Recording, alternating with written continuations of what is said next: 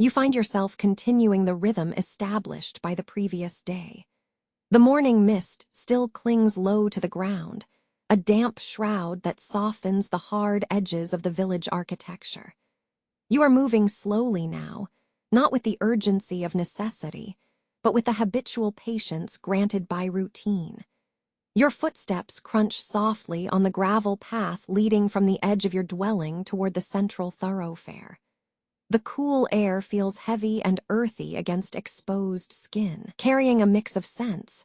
Wood smoke still clinging to last night's ashes, the sharp green tang of unseen damp herbs, and the faint, sweet musk of wet animal hides.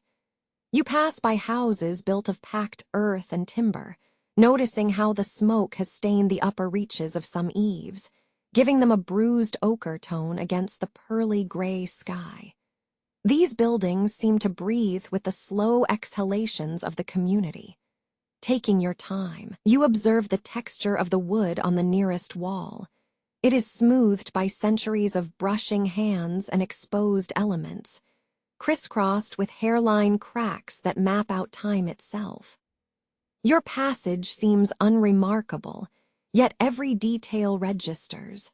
The specific angle at which a beam supports a roof, the small imperfection in a clay pot left near a doorway, all speak to generations of continuous living here. You notice a patch of ground where some wild blue flowers have managed to push through the dirt near the path, a tiny burst of unexpected color against the muted tones of the morning.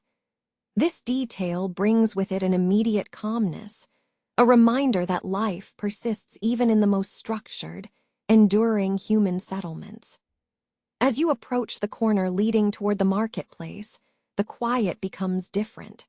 It is not absolute silence, but a deep reservoir of hushed sounds. There are muffled movements, the soft thump of sacks being set down, the gentle creak of an unsecured shutter, the occasional, distant clucking sound that drifts in the current of air. These sounds do not demand attention. They merely establish the gradual awakening tempo of the day.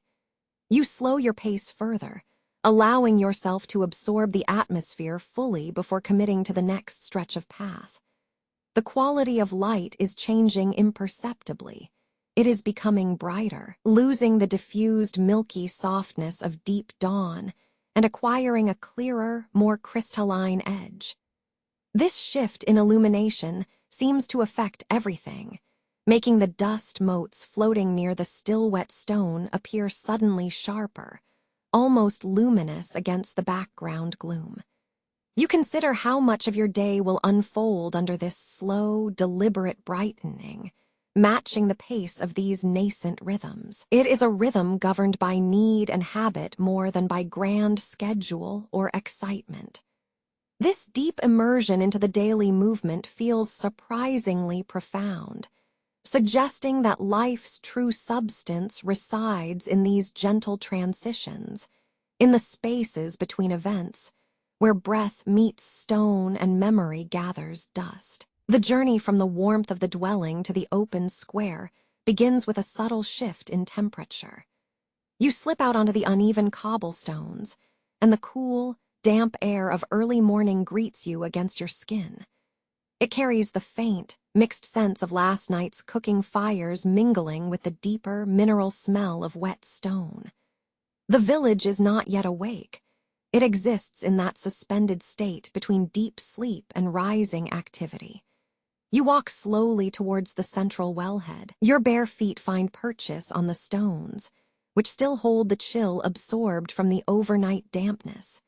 You observe the quality of the light now.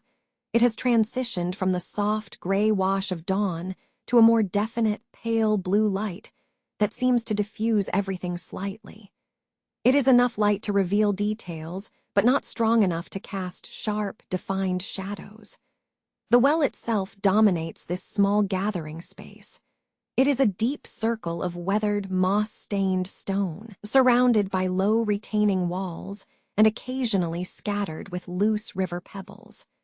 The air near it smells distinctively metallic, the smell of old water mingling with the scent of cold rock. As you approach, you notice the signs of habitual use. Worn steps leading down to an unseen depth, ropes stiffened by years of dampness, and sometimes a small accumulation of discarded pottery shards along the edge. You carry the necessary vessels, a sturdy ceramic jug and perhaps 2 smaller earthenware pitchers. These objects feel cool and weighted in your hands, their surfaces polished smooth by time. They are extensions of necessity, practical tools that speak to the constancy of daily life here.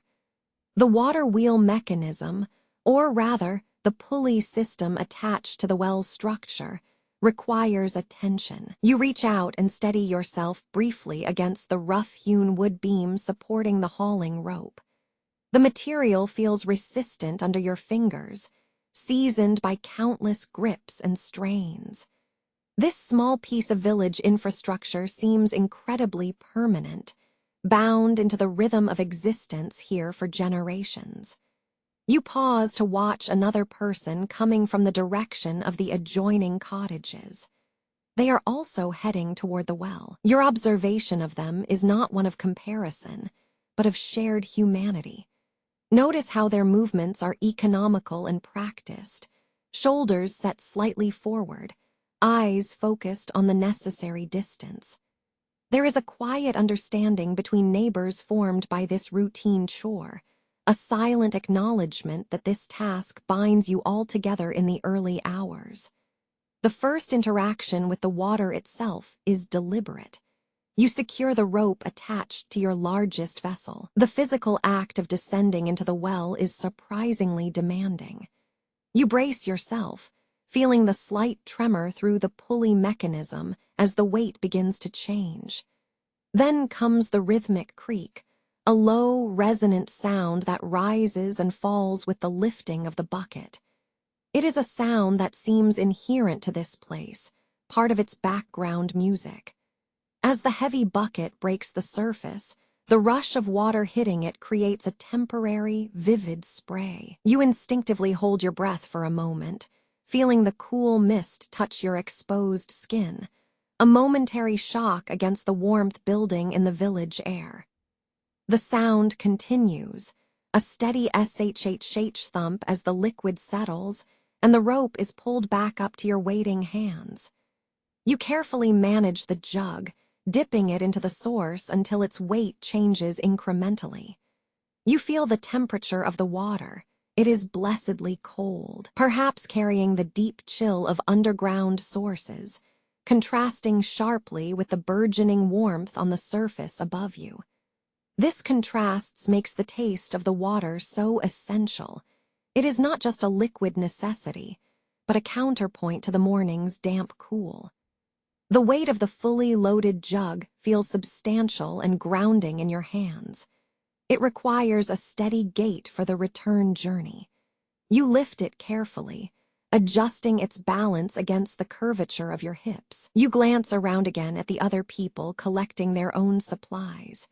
They move with different rhythms, one woman humming softly to herself while pulling her smaller buckets, another older man simply observing the process, leaning slightly on a staff. It is in these quiet details that life settles.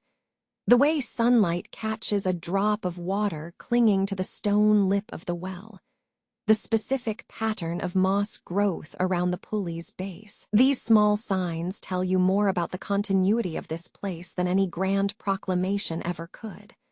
Life here, it seems, is defined by these repeated, necessary movements. Setting the heavy jug down briefly, you take a slow breath. You notice the residual scent near the wellhead, cold mineral tang mixed with the faint but discernible aroma of wood smoke carried on the breeze, suggesting the initial morning fires are being stoked within the nearby dwellings. The smell of humanity beginning to stir is mingling with the clean wetness of the stone. The walk back is slower than the walk out. You carry your full load over the same cobblestones, but now the routine feels less like a chore and more like an affirmation of purpose. Your senses catalog every uneven paver, every shadow cast by the rising sun. The quiet rhythm of the neighborhood begins to weave itself into your inner tempo. This necessary physical labor grounds you in the moment, separating it gently from thoughts of what might come later, or what was done before. The village continues its silent preparations around you. There are no shouts or immediate clamor yet, only the soft scrape of buckets being dragged, the occasional muffled cough, and the muted clinking of pots dropped onto stone. You feel enveloped in this collective stillness, a kind of profound, necessary silence that holds potential energy for a whole day's worth of activity. It is an architectural and emotional containment, where everyone knows their place within the morning ritual and waits patiently for the next stage to begin. The hearth fire, once a bright beacon demanding constant attention, has settled into a deep, manageable glow. It no longer demands the frantic scraping of hot coals or the urgent tossing of kindling. Instead, it holds steady, radiating a gentle warmth that seems to seep into your bones, warming not just the air, but the deeper structure of the house itself. You feel the residue of work in your muscles, a pleasant ache that speaks more of honest movement than of strain. The smells are now richer, settling after the flurry of cooking and preparation, mostly wood smoke mixed with the residual sweetness of baked grain and damp stone. You move slowly from the small wooden table where you helped knead the simple bread dough. Your hands feel lightly dusted with flour, a soft, fine powder that coats the skin like ephemeral snow.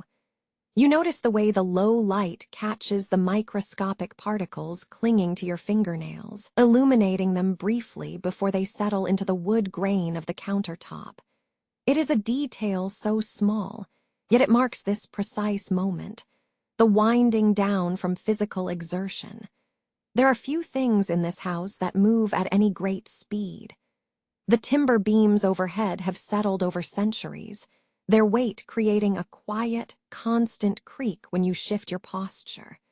You pause for a time just to listen to the rhythm of these sounds, recognizing them as the very breathing pattern of the dwelling itself, a life lived entirely in close quarters with its materials. The pottage pot sits gently on the remaining coals, having been allowed to simmer down until it reaches a thick, creamy consistency. You watch the surface occasionally. Steam rises and dissolves into the cooler air, carrying faint plumes of herbal scent, perhaps thyme or wild sage, plucked from some neighboring field. This aroma is not aggressive or loud. It is simply present, forming a comfortable layer over everything else. You gather yourself, letting your shoulders soften after the tasks of the morning. There is a profound sense of completion in these simple domestic rhythms. You observe the curve of the large ceramic jug that held the water from the well earlier.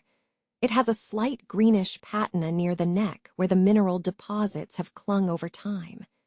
It speaks silently of countless fillings, moments necessary and unremarkable. The light shifting inside the cottage is a subtle process. It moves across the uneven stone floor in long, meandering patches. You notice how the afternoon sun, though indirect, still manages to penetrate the small gaps between the shutters, striping the floor with alternating bands of brilliant gold and deep shadow. These stripes seem almost alive, marking the passage of every minute without any clock or chime. Taking a slow breath, you allow your mind to wander slightly from the immediate demands of cleanup. You consider the sheer continuity required for this kind of life. Day after day, season after season, the cycle of rising and falling, gathering water, preparing food, performing necessary labor. It is not dramatic or noteworthy in any grand historical sense. It is merely constant existence. You move toward a corner where coarse linen sheets are folded neatly onto a low bench. Their texture is unmistakable, rough yet absorbent, smelling faintly of lye soap and smoke. You run your fingertips across the layered fabric, feeling the geometry of the folds. a temporary structure holding potential rest. This routine folding itself feels like an act of quiet preservation. As you arrange these linens, you think about what stability truly means in a life so anchored to physical place. The earth here is deep and reliable. It holds the well, it supports the timber walls, and it defines the meal that nourishes you. This sense of rootedness settles into your bones, quiet and persistent. The remains of the meal are slowly cleared away. Wooden bowls are stacked, cups rinsed in cool water from a smaller vessel. The clinking sounds are minimal, almost swallowed by the thick walls of the cottage, contributing to the overall hushed atmosphere. You sit down near the hearth, accepting a small wooden cup of cooling herbal tea. You let the warmth seep through your fingers and up into your palms. Looking out through a narrow opening, you see only the immediate view, the neighboring rooftops pitched steeply against the pale sky. There is nothing far away to distract or draw attention. Everything important happens within this small radius. It occurs to you that love, in any form, seems to follow a similarly predictable pattern. It requires constant maintenance of routine, sharing the simple bread, enduring the shared chores, noticing the subtle patina on common objects. The grandeur often imagined is bypassed for the profound truth found in these necessary, repetitive acts. You watch the steady smoke rising from your own hearth fire, tracing its path upwards, until it seems to merge indistinguishably with the higher, more transient plumes of distant chimneys. It is a visual metaphor for persistence, the slow, upward ascent that always finds its final, airy dissolution. The heat gives off a comforting scent when you finally settle back, wrapping yourself in a quietude that feels earned and absolute. The warmth of the early afternoon sun, filtered through the narrow mouth of the alleyway, feels like a slow settling on your shoulders. You pause for a moment, allowing your breathing to settle into the steady rhythm that has become so normal. The air here carries a blend of scents, the faint sharpness of drying reeds from the river, mixed with the sweeter, more enduring scent of wood smoke from nearby hearths. These smells are not dramatic. They simply exist, defining the breathable space around you. You stand near the edge of your workspace, where sturdy wooden trestles hold prepared materials. Your focus moves naturally to these tools, objects that carry the accumulated weight of necessary function. You might run a careful finger over the grain of the wood of your drafting board, feeling the subtle ridges and undulations left by decades of use. The wood is dense oak, polished smooth in spots where countless elbows or hands have rested. It tells a silent story of patience and necessity. The simple materials are laid out before you, jars containing finely ground pigments, ochres, perhaps malachite, dusted with the dry, dusty memory of stone, skeins of sturdy flax thread, dyed deep indigo, blocks of creamy, pale parchment that wait for ink. You pick up a small palette knife and scrape gently across the surface, lifting a minuscule amount of the reddish pigment. The earthiness of the powder settles instantly back onto the mixing slab, staining the porous limestone countertop with a faint, delicate blush. Observing this act is an exercise in noticing how little changes are fundamental to everything else. It requires precision and respect for the substance you handle. Your attention rests on the thread. You examine its structure closely. It is not silk, nor wool, but flax, painstakingly processed until it possesses a remarkable resilience. The color, indigo, was achieved through a complicated local dye bath, staining not just the fiber itself, but leaving a faint, ethereal scent of fermentation and plant matter that clings to it. Remembering the processes involved, the soaking in vats, the careful manipulation by hands long since stained with dyes, grounds you further into the continuum of specialized labor. This is knowledge carried through touch and memory rather than simply written down. You lift a worn ledger book. The leather binding is cracked at the corners, showing the signs of many years dragged across uneven desks. Opening it reveals pages filled with precise, if sometimes faded, script, recordings that track materials, hours worked, or perhaps debts owed. You trace your fingertip over an old tally mark, noticing how the ink has oxidized over time. It's a physical record not just of commerce, but of human effort, of moments accounted for and endured. The rhythm of preparing is itself a meditative act. There is no hurry required. Indeed, haste would only introduce waste. You arrange your tools into a quiet geometry on the work surface. The smooth obsidian blade here, the small mortar bowl there, perfectly balanced weights stacked neatly in a corner.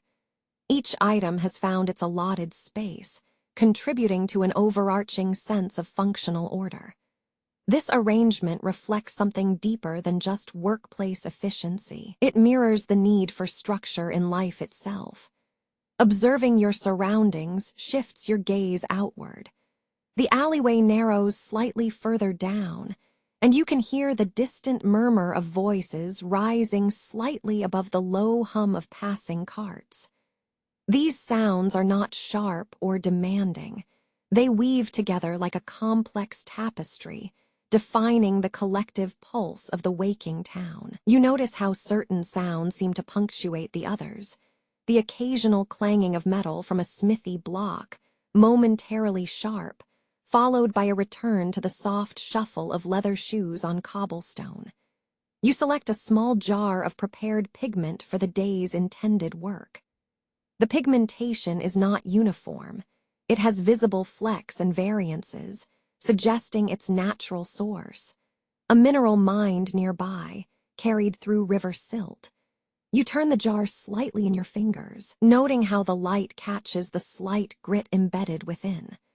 This imperfection, this non-uniformity, speaks to the raw nature of your trade, linking your finely crafted objects back to the earth and the necessary imperfections of the natural world. It is a profound reminder that nothing made by human hands can completely escape its origin. You take a moment simply to rest your forearms on the cool stone counter. You breathe in slowly, drawing deep into the chest, letting the scent of dust, mineral salt, and drying plant matter fill your lungs. This pause is not laziness. It is the deliberate act of collection, of gathering the quiet strength required for sustained concentration. Life, you realize, operates much like this meticulous preparation. Countless small inputs, a scoop of pigment, a measured thread, a moment of stillness, are necessary before any meaningful output can begin. The greatest work often happens in the quiet gaps between tasks, in the careful alignment of objects and thoughts. This sense of necessary order is comforting, confirming that even in the intricate process of creation, there exists a dependable rhythm. You leave the familiar, contained comfort of your dwelling and step onto the cobbled path leading away from its shelter. The sun has not yet risen high enough to banish all shadow. Rather, it seems to pool in pockets beneath the eaves of the adjacent buildings, creating a complex pattern of light and lingering gloom. The air is cool, carrying the blended scent of damp wood smoke that lingers near chimney stacks and the clean, sharp smell of earth recently disturbed by feet and hooves. You walk slowly, adjusting your pace to match the gentle, uneven rhythm of the cobblestones beneath your worn soles. Each step feels weighted by the day's promise, a quiet commitment to routine. As you move through the residential paths, everything seems muffled, wrapped in a collective hush. The buildings themselves press close, their stucco or timber walls radiating the coolness absorbed from the night. You notice how the architecture dictates movement. The narrowness of the lanes forces intimacy upon passerby, keeping the energy contained and focused on immediate tasks. On some corners, where refuse was habitually piled against stone walls, you detect a more pungent, less pleasant scent, a mix of decaying plant matter and animal waste, which is simply part of the fabric of early urban life that must be navigated with indifference. The sounds are not loud, but rather layered. The occasional soft clink of metal against stone as someone brushes past carrying an empty basin. The rhythmic creak of a poorly oiled cart axle being dragged along the street edge. Perhaps the distant, dull murmur of voices starting to wake and gather. You observe the way people carry their immediate belongings. Heavy wicker baskets on their arms, bundles wrapped tightly in rough linen against their backs, their movements efficient, geared towards function rather than display. You approach the central thoroughfare, which is gradually beginning its transition from sleeping quietude to functional commerce. Here, the quality of life changes subtly. The paths widen slightly, accommodating the movement of small wagons and the necessary grouping of people preparing for trade. You slow your pace just before reaching this open space, observing the gradual spillover of activity. The market square, even in its early hours, is a place where commerce dictates the rhythm of breath. It is not yet bustling. The true roar of the crowd has not begun. Instead, there is a careful orchestration of preparation. Vendors arrive with baskets stacked high and tarps laid out on the cobblestones. You see piles of colorful spices, paprika reds next to turmeric yellows, stacked carefully in woven containers, their dry, aromatic dust seeming almost iridescent in the pale light. The strong, medicinal smell of dried herbs mixes with the faint, sweet scent of oiled leather goods being arranged for sale. You walk along the periphery of this nascent marketplace, letting your eyes absorb the details of trade preparation. You note the various textiles spread out on low tables, rough wools, dyed in deep earth tones, beside finer cloths that speak of more distant origins. Some fabrics are marked with geometric patterns woven into their structure. Others are simply stained by dye baths. The texture variation is immediate, the scratchiness of raw fleece next to the silken smoothness of something intended for a wealthier clientele. The conversations unfolding among the vendors and early shoppers are low, murmured negotiations conducted in distinct regional accents. You listen for the careful cadence of bargaining, a quick exchange about the price of grain versus the quality of seeds, a whispered discussion about the upcoming rainfall or the changing tax levies on goods. These exchanges are practical, devoid of theatrical drama, focused entirely on valuation and necessity. As you pass by a stall selling carved items, you pause briefly to study the craftsmanship. The wood is dark, polished smooth, perhaps scented faintly with linseed oil used in its upkeep. You notice the intricate detail on small wooden figures, stylized animals, or perhaps human representations carrying burdens. Each piece speaks of time spent patiently carving and smoothing, an object imbued not just with matter but with focused human effort. The air here, suspended between night's damp coolness and days accumulating warmth, carries a composite scent. The sharp tang of drying fish mixed with ground spices, the earthy smell of root vegetables bundled together, and beneath it all the consistent odor of humanity, sweat, wool, and stale bread.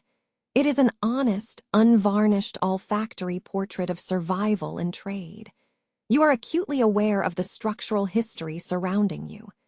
The foundational stones under your feet have been trod upon by countless pairs of boots over generations.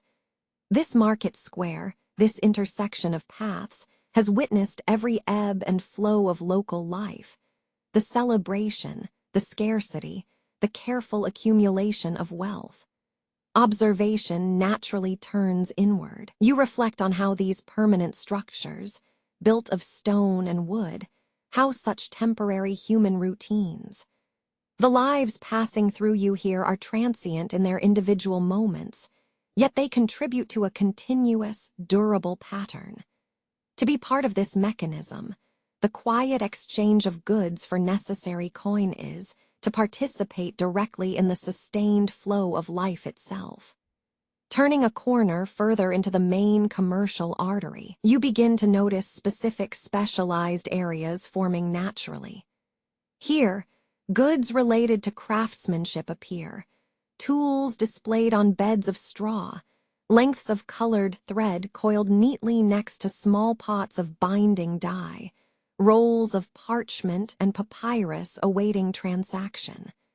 The market is inherently modular, expanding according to the needs of its participants. You see a man meticulously setting up his station for weights and measures, polished brass scales arranged with painstaking precision. He checks each weight against a reference block, humming a low tune as he works. This ritualistic verification of standards, the belief that exchange must be fair and measurable, is fundamental to the trust upon which society operates. This need for clear measurement extends beyond mere commerce. It is a parallel structural demand placed on human relationships. Everything must have its quantifiable measure. How much labor was expended? What value does this thread hold? Or how many hours of attention are required for belief to take root? You observe these details with quiet detachment, cataloging the architecture of routine. The atmosphere begins to thicken slightly as more energy flows into the square. There is a gathering density of people and goods. The initial whispers of preparation give way to a steady, low hum of communication. It is not yet chaos, but the deep vibrational resonance of accumulated daily purpose. You maintain your slow, observant pace, letting the various sensory inputs wash over you, the bright flash of hammered metal catching the light, the vivid stain on a merchant's apron, the layered murmur of negotiation. You realize that this initial viewing, before the peak energy of the day hits, is perhaps the most revealing. It is in this quiet moment of becoming commercial that you truly see the machinery of life, the practiced movements, the careful positioning of goods, the tacit understanding between strangers about what they need and how to acquire it. You continue your slow passage down the paths adjacent to the central market area, passing by small workshops that are just opening their doors. A coppersmith adjusts his bellows, creating a brief, rhythmic puffing sound that briefly interrupts the human murmur. Nearby, the pungent smoke of someone heating pitch drifts out from under an awning. These smaller acts, the daily activation of specialized skills, reinforce the theme of essential order. Life here is not driven by grand pronouncements or dramatic events, but by the persistent, necessary cycle of making things and exchanging them for survival. You absorb these details, folding them into your understanding of the rhythms that govern both the town and perhaps, in some quiet, unseen corners of your own heart. The market's organization, its careful taxonomy of goods and services, feels like a perfect mirror to the complex, yet stable structures you are quietly learning to navigate. The coolness of the trade quarter is a tangible thing, settling onto your skin like damp linen. It carries the distinct scent blend of powdered minerals, cured leather, and slightly oily wood, the accumulated smell of necessary labor over many seasons. You walk slowly now, letting your steps acclimate to the rhythm of this specific commercial alleyway, where specialization has given rise to a strange kind of ordered quietude. Everything here feels purposeful. Every shadow seems to define a function. The sounds are not loud. They are small collections of specialized noises. The rhythmic tap-tap of a bone against stone, the whisper of coarse fiber brushing against itself, the gentle scrape of a palette knife across unfinished wood. These noises form the low hum beneath the day's primary noise, a foundation upon which the wider commerce rests. You settle into your own workspace, or perhaps merely observe a similar one, finding comfort in its familiar structure. Before you are the materials of craft, small piles of ground earth pigments, tightly bound bundles of dyed thread, and sheets of carefully prepared, absorbent vellum. You run a finger along the edge of a pigment stone, noting the fine, powdery residue that seems to cling to your skin, a dull yellow mixed with streaks of deep oxblood red. This is not mere decoration. These materials are necessary building blocks, lending life and depth to words or patterns. The process begins quietly. You observe an older apprentice nearby grinding malachite green. The stone pestle moves back and forth in a steady, meditative arc, the rhythmic skick-skick sound almost soporific. As the dust rises and settles, you notice how the quality of light changes. It filters through the oiled panes of glass above, softening the edges of your vision and highlighting the fine particulate matter suspended in the air. It makes the colors seem richer, deeper, more concentrated than they are in solid form. You pick up a small ceramic bowl containing ground lapis lazuli pigment. You lift it slightly toward the dim light filtering into the corner.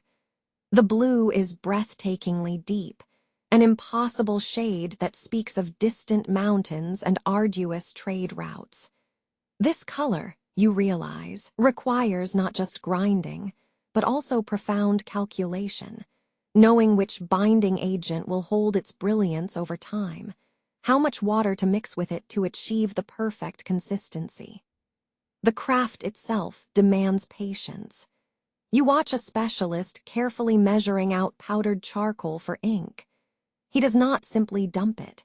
He uses tiny scoops and measures against established weights, ensuring that every drop of pigment contributes exactly what is necessary. It is a lesson in exactitude, understanding that slight variations in material composition or technique can shift the final product from perfect to disappointing. The smell here is complex, the metallic tang of iron gall ink mixing with the sweet, faint scent of animal glue used as binder. These smells are signatures of industry, proof of intellectual effort combined with manual labor. You pause your own preparatory work, simply taking a moment to inhale this dense atmosphere. It feels weighted, like history itself being absorbed into pigment and resin. You consider the sheer variety of knowledge gathered within these few stone walls. Here is the person who knows exactly how long to boil oak gall for tannin. There is the one who can identify which local clay holds the deepest red stain. Another who understands the optimal blend of ash and egg yolk for durable binding. Each expert represents a miniature, contained library of accumulated understanding.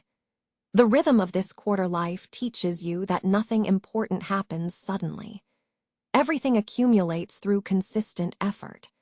The creation of a single perfect manuscript page, for instance, requires days of meticulous preparation. Grinding the quills, preparing the vellum until it feels supple and uniformly smooth, mixing the inks to varying degrees of permanence, and finally, the slow, disciplined application of the script. Your fingers trail over a length of thread stored in a wooden box. It is dyed with madder root, rich and matte, possessing an earthy warmth that contrasts sharply with the sharp blue of the lapis. The texture feels sturdy, resilient, and subtly uneven, a physical record of the plant material used and the hands that spun it. You reflect on how this thread represents a chain, connecting the field where the root grew, the vat where the dyeing occurred, the hand that spun the fiber, and finally, the person who sold it. It is an entire system working in perfect synchrony. You adjust your posture slightly, settling deeper into the chair, the hard wooden back providing firm support. The movements required here are often small, a squinting eye over a detail, a precise turn of the wrist, a controlled breath held while applying paint to delicate fibers. These small actions build up to something resilient and beautiful. The quiet observation continues. You notice how light interacts with different surfaces, bouncing off polished bone tools, soaking into the porous texture of freshly cured leather, or being absorbed entirely by the matte surface of treated paper. Each material has its own way of acknowledging existence, requiring a particular kind of careful interaction to reveal its depth. It is these observed routines, the endless, cyclical tasks of preparation and application, that become your silent teachers. You realize that mastery is not a sudden burst of genius, but the culmination of thousands of small, repetitive, practiced acts. The skill in grinding pigment, the precision in measuring glue, the steadiness needed to write minuscule letters all speak to a deeper, foundational discipline. The air smells now less overwhelmingly pungent and more settled, like earth after a light rain that has permeated every corner of stone and wood. You pick up your own instruments, feeling the familiar cool weight of the mixing palette in your hand. The learning here is not merely technical, it is profoundly philosophical. It reminds you that structure, patience, and consistent attention are the true binders of meaning, whether those meanings are written on vellum or woven into a cloth. You begin to clean a corner of your own station, sweeping away the faint dustings of lapis and charcoal. The sound of the brush against the stone is soft, almost unheard, a gentle acknowledgement of the passage of time. You breathe deeply, carrying with you not just sense, but the measured cadence of productive labor, a profound sense of order settling over your thoughts. You walk away from the necessary structure of your labor and find yourself drawn toward the town green. The space feels different from the cobbled thoroughfares. Here, the edges are softer, defined by unpaved earth and the irregular root system of mature trees. Midday light, which had been so crisp and focused in the workshops, seems to soften and diffuse here, filtered through a canopy of leaves that create shifting patterns on the ground beneath your worn boots. You do not walk with purpose, but rather with a slow, observational drift, letting the architecture of the town recede just enough so that you can simply exist within the present moment. The air smells predominantly of dry grasses mixed with the underlying scent of animal waste and wood smoke, a complex, earthy aroma characteristic of any settled human community. If you pause near the small weathered fountain at the heart of the green, you notice how the water catches the sun, throwing miniature, fleeting rainbows that seem quite out of place amidst the practical grit of daily life.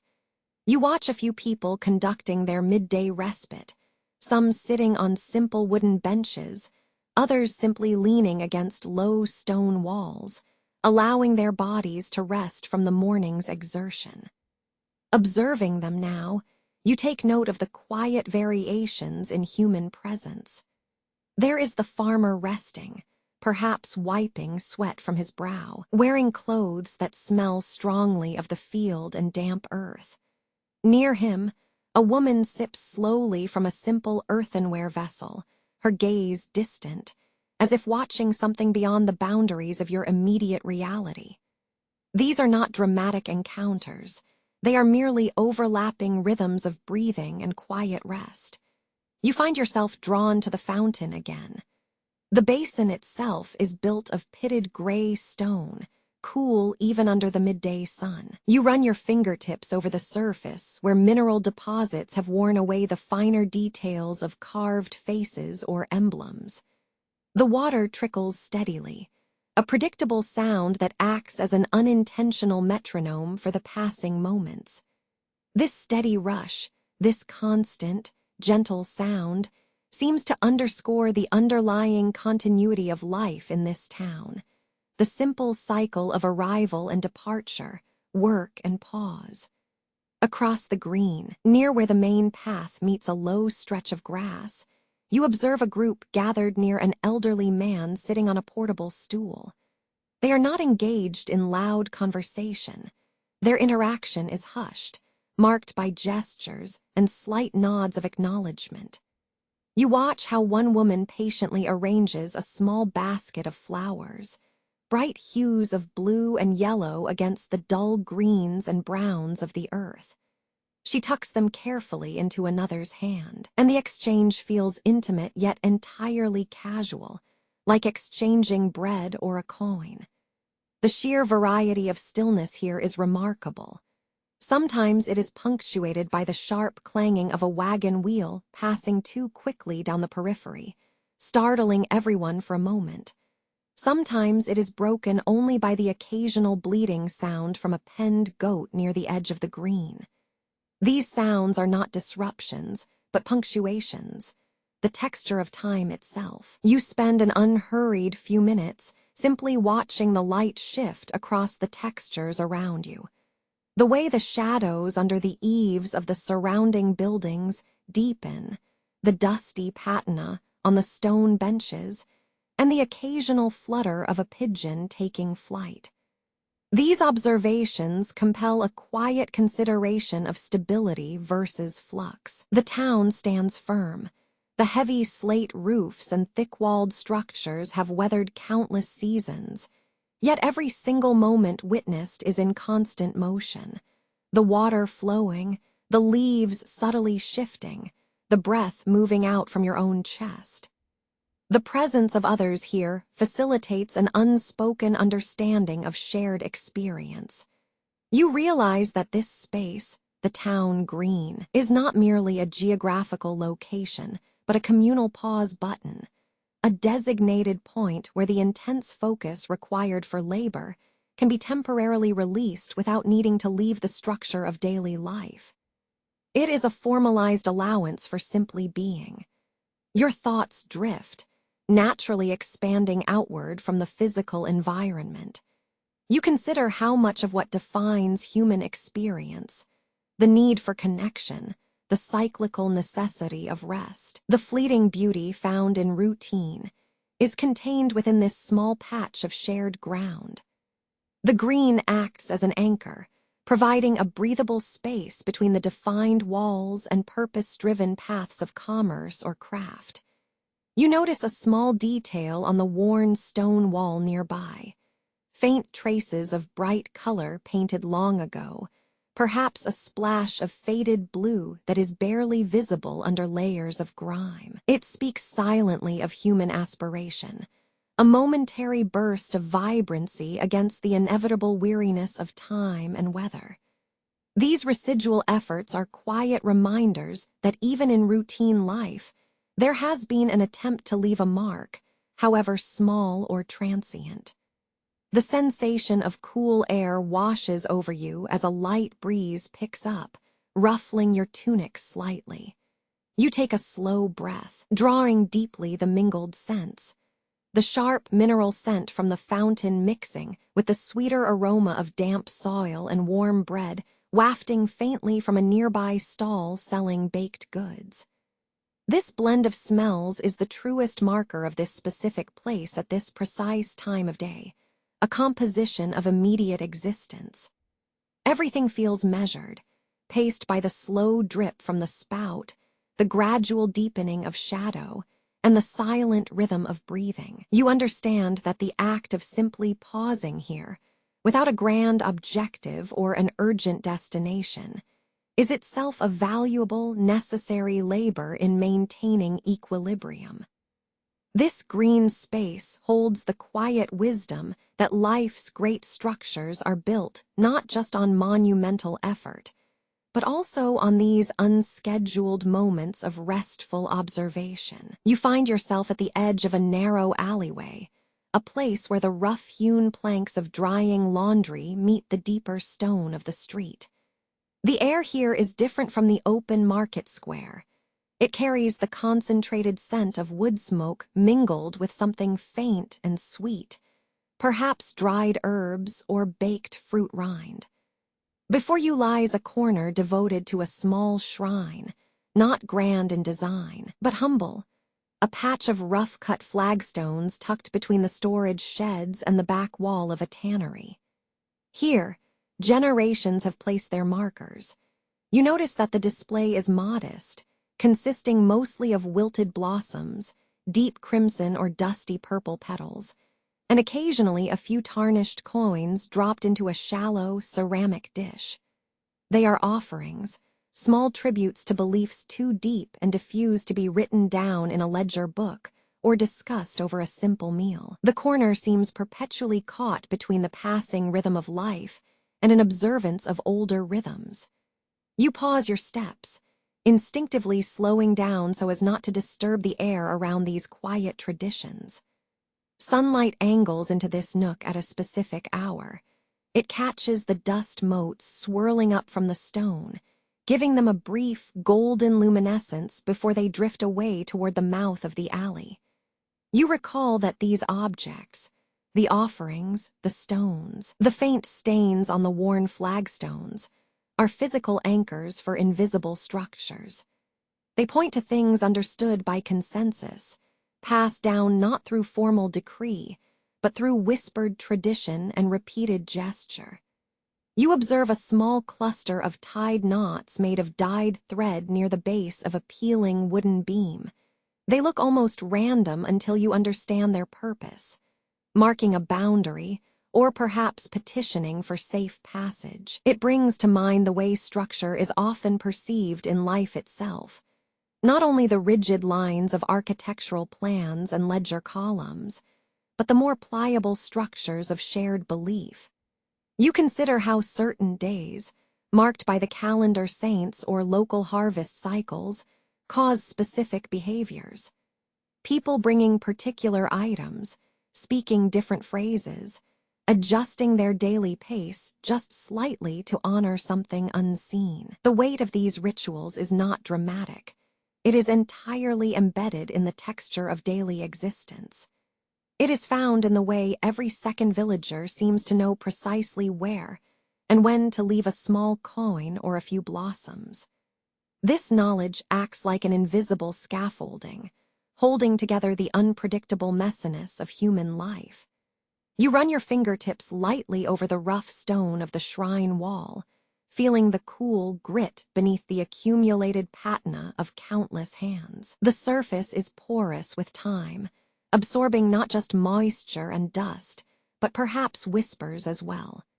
It feels deeply rooted, a point where the immediate concerns of commerce, the price of wool, the yield of the grain, must momentarily negotiate space with the deep currents of personal faith. As you continue walking, emerging slowly from the shade of this quiet corner back toward the main path, you notice how your awareness shifts. You start to observe the details of people passing by, the specific tilt of a hat brim, the comfortable slump in an old man's shoulders, the swift economy of movement belonging to a young woman carrying baskets. Each person moves within a framework, a schedule set by labor, tradition, or simple necessity. The smell changes slightly now that you are further out. The scent of spices and fresh leather from the market quarter blends with the stronger, sharper aroma of runoff water from a nearby drainpipe. These overlapping scents tell a story of continuous, complex habitation, where different human needs meet and mingle. You pause again by the junction of three cobbled paths. Here, the light is strongest, casting crisp shadows that define every rut and irregularity in the pavement. You observe how people naturally flow around this point, adapting their routes subtly but reliably to avoid collision. It's a functional geometry, a shared understanding of personal space within a densely populated environment. The structures you are examining, the shrine corner, the intersecting paths, the workshop walls, are all evidence of human compliance with systems. Whether those systems govern trade and measure goods, or dictate how one should show respect to an ancestor, they demand participation. They require acknowledging that some order exists beyond visible law or measurable coin. You let your gaze rest on a nearby hanging tapestry advertisement, displaying pigments used in frescoes, rich blues mixed with ochres, the dusty color of baked clay. The sheer effort required to create and maintain such stable colors speaks to both knowledge, the mastery of the material, and belief, the desire to memorialize something lasting. This need for permanence underlies much of human endeavor. It is a gentle contemplation, this observation of invisible frameworks. You realize that belief, whether in a specific saint or merely in the dependable coming of morning light, acts as an internal measure. It influences how you allocate effort, how you interpret good fortune, and where you feel obligated to spend your brief time. This quiet understanding of community expectation seems just as essential and physically demanding as mixing pigment for a fresco wall. You find yourself at the edges of the market square, or perhaps down a side path just off it. The dust kicked up by earlier traffic has settled into a fine, pale film over everything. The stones, the baskets left upturned, the rough wooden crates. You are not passing through, you have paused. A low hum of quiet activity surrounds you, but it is not the loud buzz of commerce. It is something softer, more rhythmic, woven from footsteps, low murmurs, and the dull thud of goods being set down. Your focus rests upon a nearby conversation, one happening perhaps 10 paces away. A stable hand speaking quietly to a woman whose hands are stained with the deep orange dye of madder root. Their exchange is not dramatic. It concerns the readiness of 2 sturdy oxen for plowing next week and the quality of that same dye used on her family's tunics. You find yourself listening, not because you need information, but simply because the sound has a comforting steadiness to its pitch. You notice how the light is different here compared to the central thoroughfare. Here, the buildings lean closer together, casting deeper shadows that give the air a sense of enclosure and intimate privacy. The scents blend differently in these narrow passages. The sharper, metallic scent of fresh horse sweat mixes gently with the yeasty smell trailing from the baker's shop entrance, overlaid by the faint, sweet medicinal whiff of herbs bundled for sale. You watch the stability of their postures as they speak. One gestures toward an unseen detail, perhaps a smudge on the stone, or maybe merely out of habit when speaking to another person. It is in these small, almost unconscious movements that you find the clearest picture of daily life. Their clothing bears the cumulative evidence of their labor, wool dyed deep and practical, linen softened by countless washes, leather worn smooth at the cuffs where hands frequently rest. Your attention drifts to a different pair passing slowly by, an older man carrying woven baskets piled high with nuts and apples. He moves with the practiced, unhurried gait of someone whose routine has spanned decades. You note the almost imperceptible rhythm of his stride, heels striking first, then rolling through the arch, settling softly onto the ball of the foot. This physical poetry speaks volumes about a life anchored to the cyclical turning of seasons and the reliability of human flesh. You realize that profound connections are rarely announced with fanfare or intense declaration. They accumulate instead in these small intervals, in the pauses between necessary transactions. You observe how easily shared moments become structured by the most mundane elements: the price of grain, the strength of an animal's yoke, the weather forecast for a difficult harvest. When you finally approach the stall selling nuts, the seller smiles, a gesture that seems as functional and practiced as the arrangement of his goods. He doesn't ask how your day has been or what grand thoughts occupy your mind.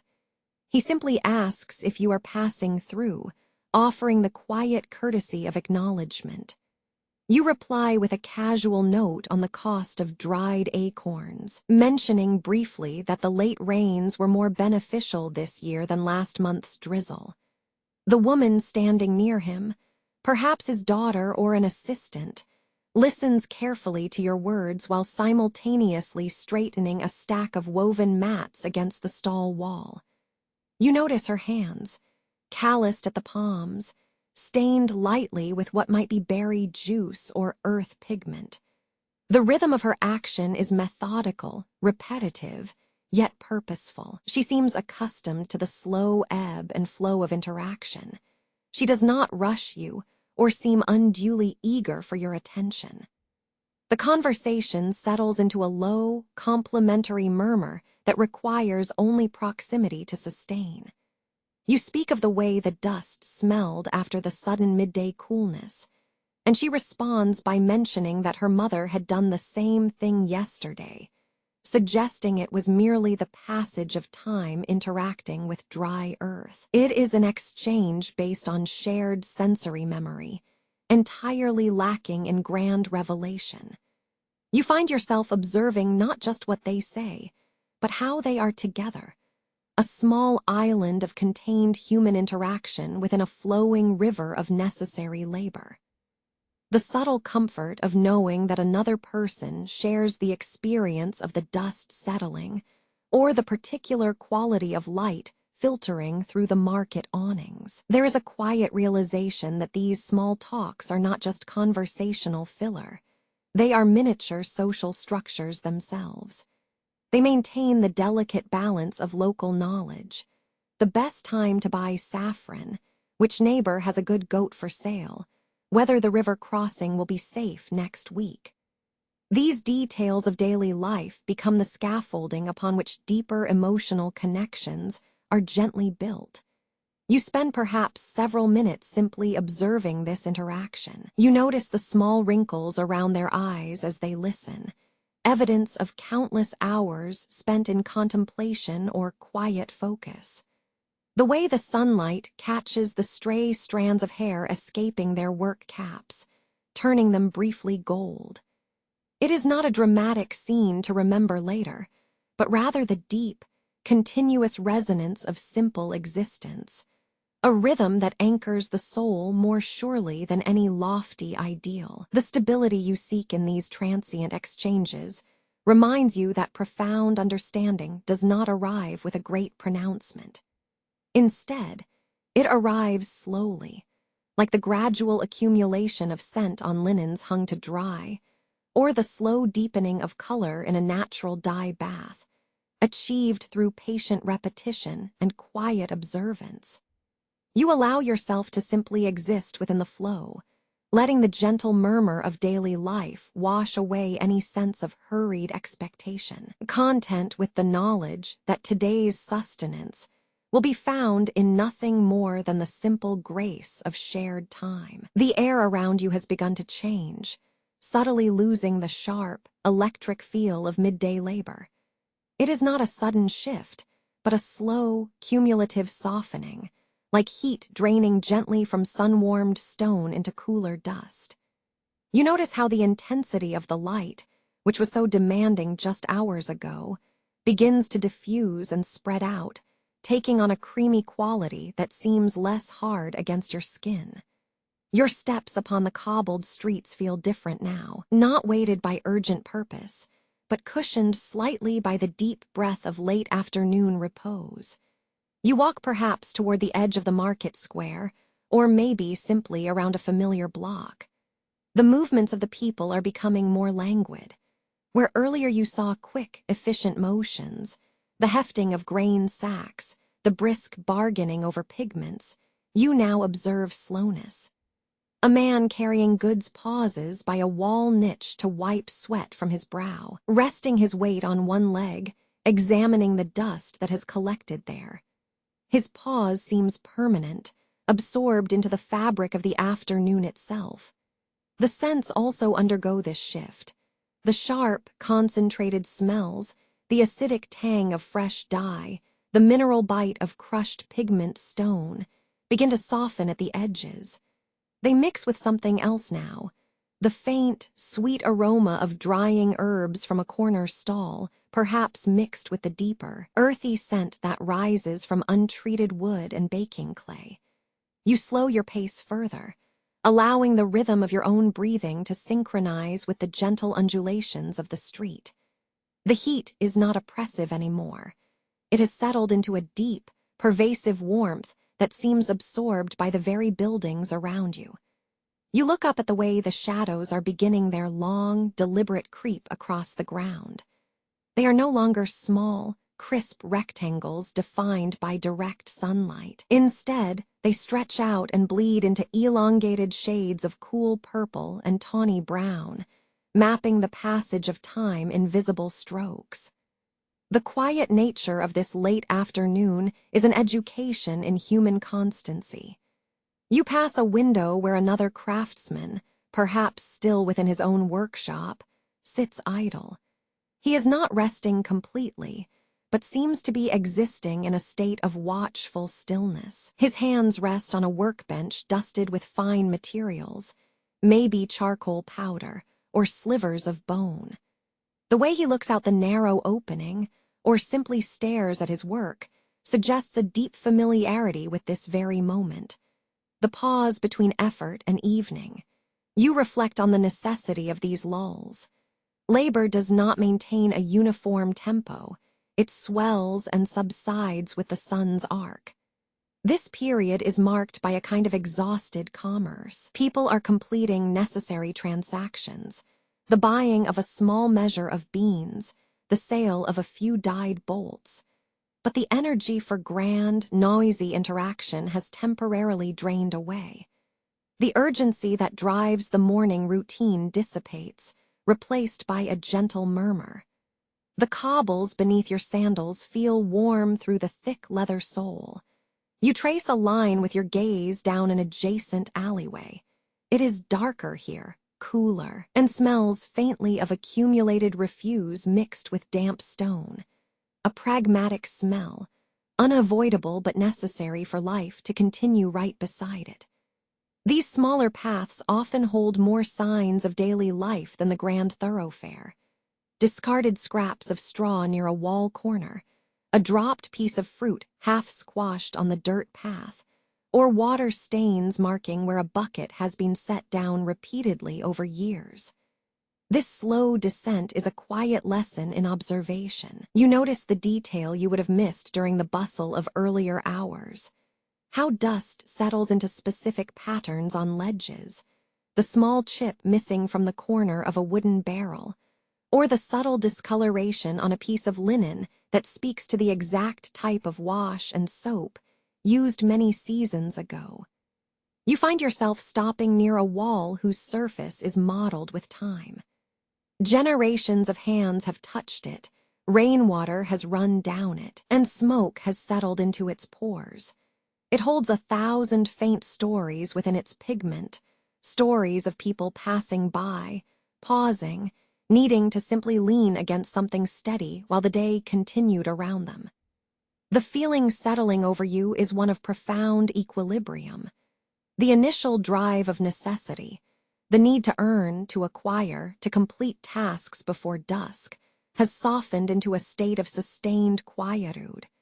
Your body begins to mimic this pace. Shoulders that were braced and active now settle back slightly. You find yourself breathing deeper, drawing in the mix of scents, the fading incense from a corner shrine, the faint sweetness of baking bread carried on a breeze, and the pervasive smell of life moving slowly through established stone structures. You consider the sheer structure of this rhythm, rising with necessity, peaking in focused effort, then entering this wide, slow trough. It is the necessary pause that allows for renewal, a quiet emptying before the controlled refilling that comes at dusk. This lull teaches you that even profound emotional shifts are rarely sudden. They accumulate over hours, like dust settling peacefully onto old wood. The deeper shadows draw near now, not with menace, but with an undeniable promise of change. You hear it, a shift in the background noise. It is still too audible to be true night, the calls of distant workers securing their stalls, the creak of a wooden gate being drawn shut, the muted clatter of something metal being returned to its proper place. The vibrant hum of midday commerce does not stop. It simply lowers its voice, becoming more intimate and preparatory for the dark. This slow fading is fundamentally peaceful. It is the world drawing its breath before nightfall, preparing for a different kind of vigilance. The waiting, the gathering of warmth, the quiet close of the day. You continue your slow passage, carried by the gentle inertia of the afternoon, allowing the city's rhythm to set the pace for your own inner settling. The air holds a different weight now, distinct from the languor of late afternoon. It begins to cool, slowly shedding the accumulated heat of the day's industry. You feel this change first in your clothes, the fine prickle of cooling fabric against your skin as you leave the last vestiges of the public thoroughfare behind you. The sounds of the market are already muted, absorbed into the cobblestones by the approaching twilight. Only the occasional rhythmic clank or a distant murmur remains. As you navigate back toward the sheltered passage leading to your own dwelling, the shift in light is profound. The sun, which has been fighting its descent with stubborn intensity, seems to fold itself into deeper hues, a soft apricot bleeding into mauvish gray. You notice how the length of shadows changes so quickly. An object that cast a sharp diagonal shade moments ago now stretches and softens, blurring at the edges as if washed by a slow, unseen hand. The walk back feels less like movement and more like wading through cooling air. Your feet adjust to the rhythm of the uneven stone, stepping carefully over worn thresholds that bear the imprint of centuries of passing souls. The scent around you changes too. Gone is the sharp, composite smell of raw goods, the mix of spices and curing leather. It is replaced by something softer, wood smoke mingling with damp earth, and a subtle hint of cooking smoke drifting from closed doorways. These smells speak of containment, of life gathering inward for the night's enclosure. You pass by a laundry line strung between two houses.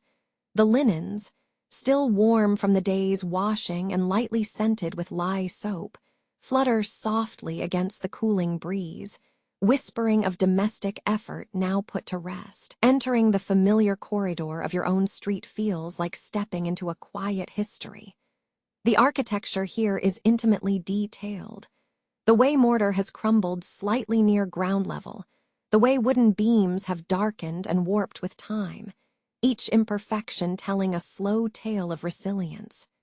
You can feel the cool masonry beneath your fingertips as you brush past a wall.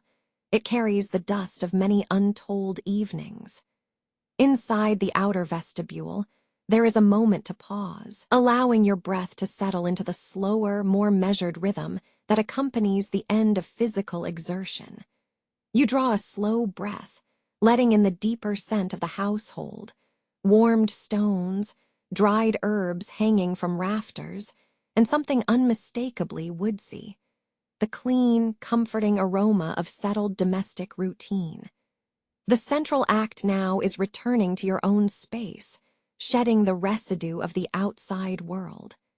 This means setting aside the tools used for labor, wiping away the pigment dust from your hands, and perhaps scraping residual grit from the edges of your tunic.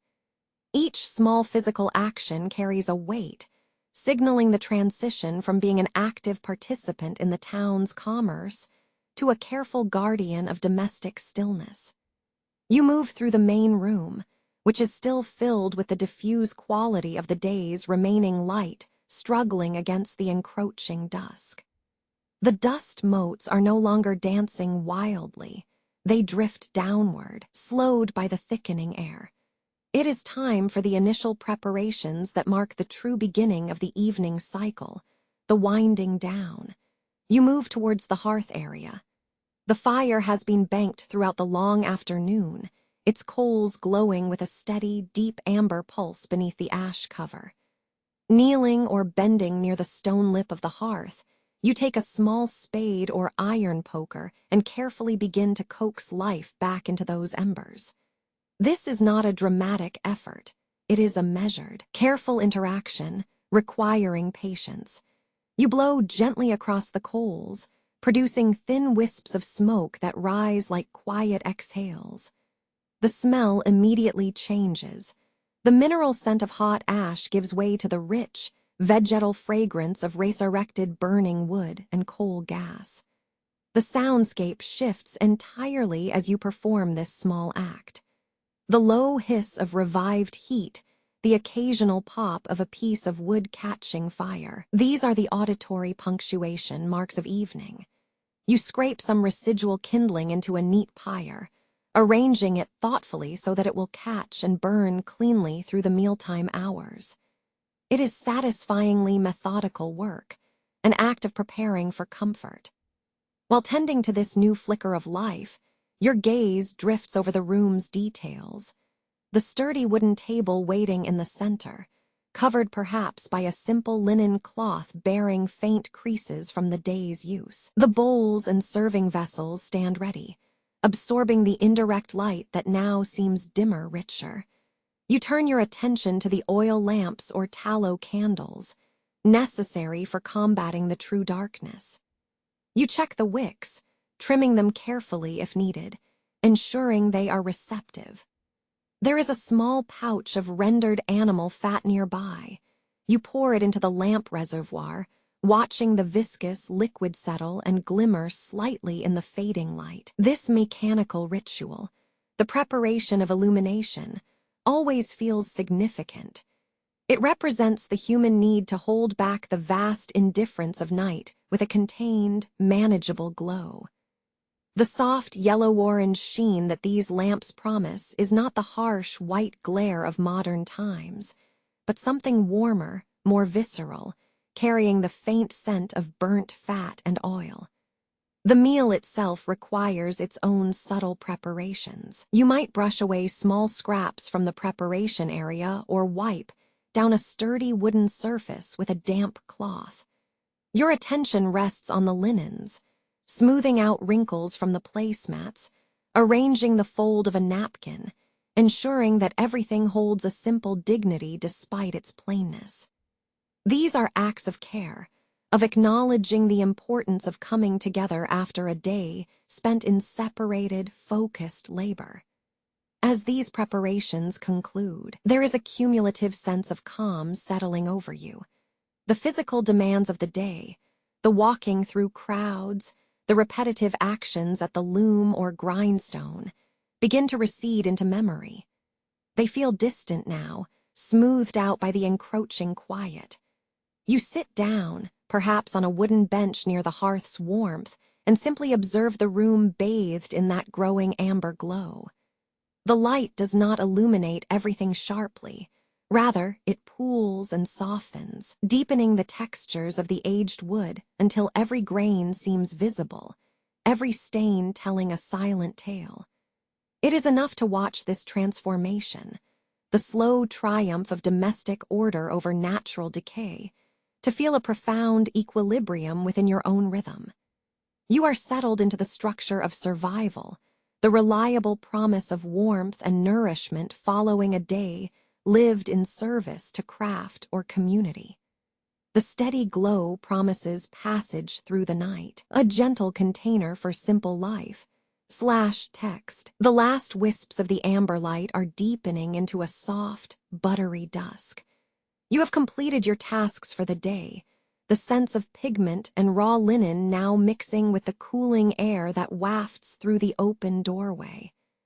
Inside the dwelling, there is a profound settling, a deceleration of energy that marks the transition from labor to simple sustenance. The low hiss of the banked embers in the hearth becomes the dominant sound, punctuated by the soft clink of pottery as you begin the evening's necessary preparations. You move first toward the cooking area, the stone floor cool beneath your bare feet, a steady contrast to the emerging warmth radiating from the central heat source. The smell here is deep and composite, remnants of wood smoke clinging to woven straw mats, mixed with the faint, comforting aroma of stored beans and seasoned wood ash. You take simple care in stacking the few wooden stools that were pulled out for today's necessary seating arrangements. Your hands trace the familiar lines etched into the polished surface of the wood, marks left by countless evenings just like this one. It is a quiet ritual, an acknowledgement of the day's completion. When you finally sit down at the simple wooden table, though no one else has arrived yet, the light catches on the residual dust motes suspended in the air, giving the whole small space a momentary, gentle glow. You notice how the low quality of this dusk light forces everything to appear softer, muted. The sharp edges of morning labor are smoothed away by the deepening violet of the sky outside. The preparation for the meal is methodical and unhurried.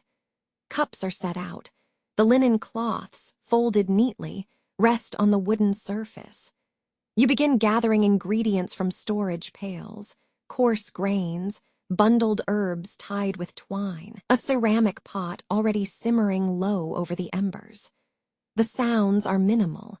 The slight scrape of a pestle against a mortar stone, the measured pour of water into a kettle, the gentle rustle of dry leaves gathered for further fuel. Each action is imbued with an economy of movement, born not of choice, but of generations of ingrained necessity. As more people begin to settle in, they enter into this quiet rhythm like components fitting together. The steady thud of boots on packed earth, the whisper of a cloak settling onto a chair, the soft sigh that accompanies deep exhaustion. You feel yourself moving into the background hum of these routines, part observer, part participant, simply existing within the reliable pattern of domestic life. The table gradually fills with the scent of roasting root vegetables and slow-cooked grains. As bowls are set before you, a shared sense of anticipation settles over the space, a calm expectation that this simple meal will anchor the day's memories into something tangible. You notice how people naturally gather in the immediate vicinity of warmth and food. It is a primal drawing force, one as constant as the sun's rotation. When the initial bites are taken, the sounds change slightly. The soft scraping of spoon against pottery, the occasional small sound of satisfied breath, the quiet murmur of voices starting to coalesce. Yet these sounds do not dominate. They weave into a gentle tapestry beneath the more pervasive background noises.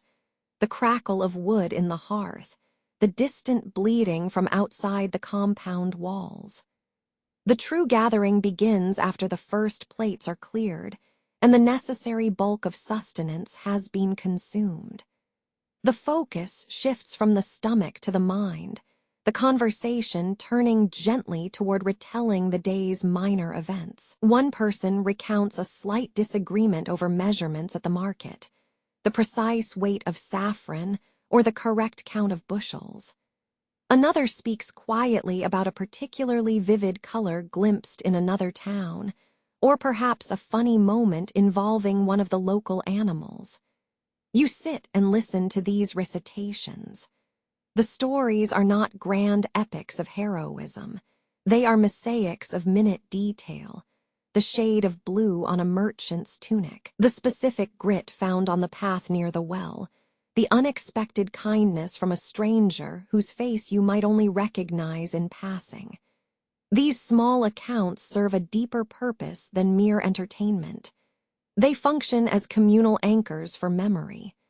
By speaking them aloud, they are solidified and given structure, fleeting sensory moments.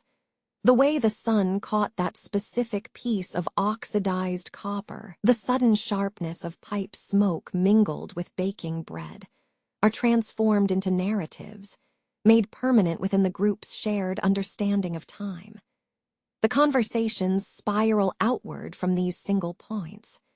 You find yourself listening to a recollection about your own work in the trade quarter earlier in the day. Perhaps a detail regarding an unusually fine mineral dust used for pigment, or how a complex structure of letters was arranged on a ledger. The retelling gives new dimensions to what felt simply like routine labor hours before. The storyteller gestures occasionally with a cupped hand, mimicking the motions of a vendor haggling over textiles, or the focused scrape of an artisan's tool against stone. These physical punctuations ground the story in shared experience, making the narrative feel less like recollection and more like a living reenactment. You realize how deeply embedded life is in these cycles of telling and remembering. The small, necessary acts, the gathering, the eating, the recounting, are fundamentally human mechanisms for stability. They take the vast, indifferent flow of time and shrink it down to manageable units. Today, yesterday, the memory shared at this table. It is an almost bureaucratic process, structuring chaos into comprehensible narrative segments. The subtle rhythm of these shared stories mirrors the necessary structure of professional life itself, the need for order in materials, sequences of steps, and consistent output. Just as pigments require precise measurements to achieve a specific shade, memories seem to require specific anchors. A particular smell, a distinctive sound, or one person's slightly embellished telling. Your own quiet participation comes from deep listening. You notice the slight shift in someone's posture when they are particularly moved by a memory, a softening of the shoulders, a widening of the eyes. You absorb these subtle physical indicators, understanding that connection is established not through declarations, but through shared attentiveness to minor human details.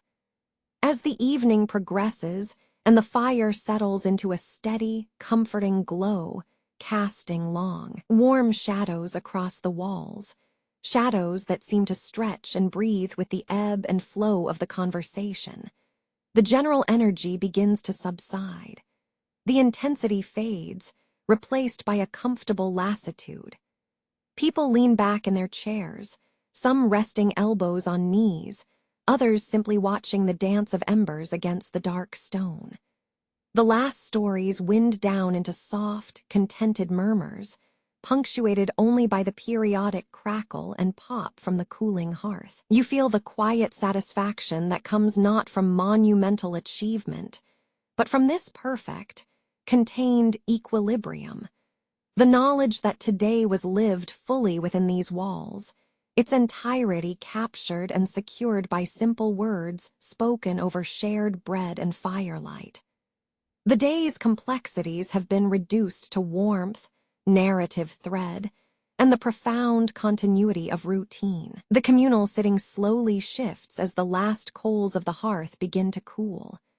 The weight of the day's simple rhythms, the smell of cooling pottage, the residue of dust from the market paths, the soft echo of shared laughter, settles around you like a deep contentment. You feel the residual warmth radiating up from the stone floor tiles, a gentle invitation toward stillness.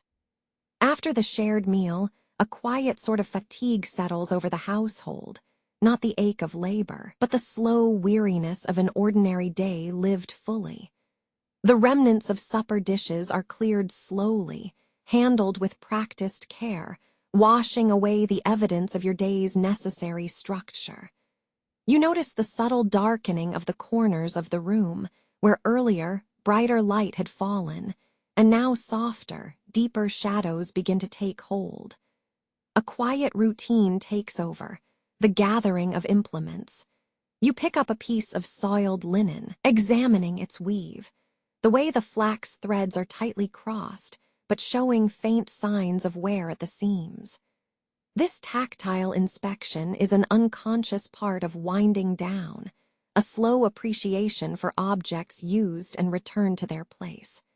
The air in the dwelling grows cooler now that the central activity has ceased. The scent of damp earth begins to mingle with the lingering woody smoke trapped within the chimney flue. You move toward the small opening near the back wall, away through the household, which leads out into the deeper quiet of the late evening. The transition from inside to outside is marked by a distinct change in temperature and scent. The close, contained air of the home gives way instantly to the cool breath of the surrounding village night. You pause just at the threshold, letting your senses recalibrate. You breathe deeply, drawing in the sharp, clean mixture of petrichor, the smell of moisture on stone, and wood smoke that has finally dissipated. Outside, the sounds are different from those earlier in the day. They are fewer, more isolated. The occasional distant clucking of a fowl, the muffled creak of a gate latch closing far down the cobbled street, the very sound of your own footsteps padding softly on the packed dirt floor. You walk slowly away from the concentrated warmth of the hearth and out into the small yard space reserved for drying herbs and tending to outer implements. The light is beginning its most profound transformation. It is no longer merely dark. It is a deepening twilight, an indigo veil pulled gently over the landscape. Above you, the sky holds all the colors that failed to show themselves during the brilliance of noon. Pinks muted into rose dust, bruised purples merging into the deepest blue. You lift your gaze slowly upwards. The last traces of the sun's departing heat linger in a faint strip above the western horizon, giving way steadily to an immense depth. You stop walking and simply stand, allowing the deepening twilight to settle around you. It is easy to feel small against such vastness, this momentary pause between day and night, like standing at the edge of a profound chapter break. Yet, there is also a strange comfort in it, a sense of being precisely where you are meant to be. You notice how the outlines of the neighboring buildings, previously defined by harsh daylight, now soften, becoming muted silhouettes against the gradient sky. The texture of the far wall, visible only minutes ago, appears velvety and indistinct from this distance. The stillness itself becomes a sensory field. You become acutely aware of small details. The slight give of your weight on the uneven stone paving, the way the collar of your tunic brushes lightly against the cool air, the faint whisper of dry leaves or seeds stirred by a cooling breeze. These small physical interactions are anchors in the enormous flow of cosmic time overhead. You raise your gaze higher, passing through shades of deepening cobalt blue until the sky achieves that incredible weight, the velvety blackness of true night. It is not an empty absence of light. It is a richly patterned expanse, heavy with the cumulative glow of countless distant stars. You instinctively tilt your head back, neck stretching against the gentle tug of gravity and curiosity. The familiar shapes of the constellations, patterns traced by generations who have looked up from the same spot you stand now, begin to emerge, faint pinpricks of light scattered across the black cloth. The brilliance of these visible stars feels unlike any earthly luminescence. It is steady, indifferent, ancient. You contemplate their origin, realizing that each tiny gleam represents a journey measured in unimaginable distances and time. They do not obey the rhythm of your daily life.